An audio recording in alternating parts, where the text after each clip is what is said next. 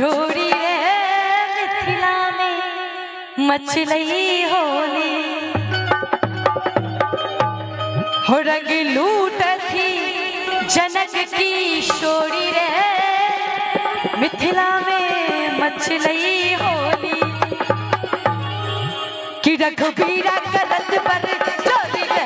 मिथिला में मचलई होली रघुबीरा करत पर चोरी रे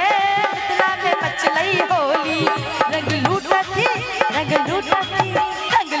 थी जनक की छोरी रे मिथिला में मचलई होली रंग लूटा थी जनक की छोरी रे मिथिला में मचलई होली।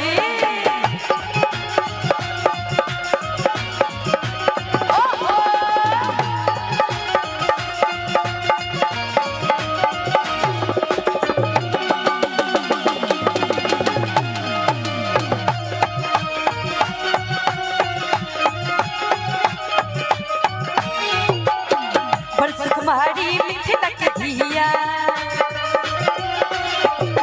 परस कुमारी मिथिला के धिया संग संग होरी खेलती ओडिसिया राम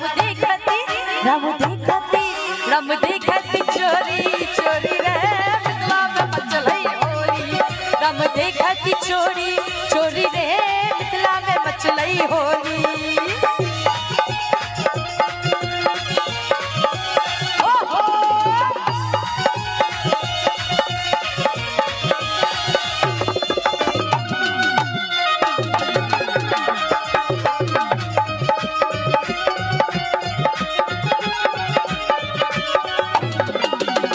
राम रंग दिला सिया जी की चुनरी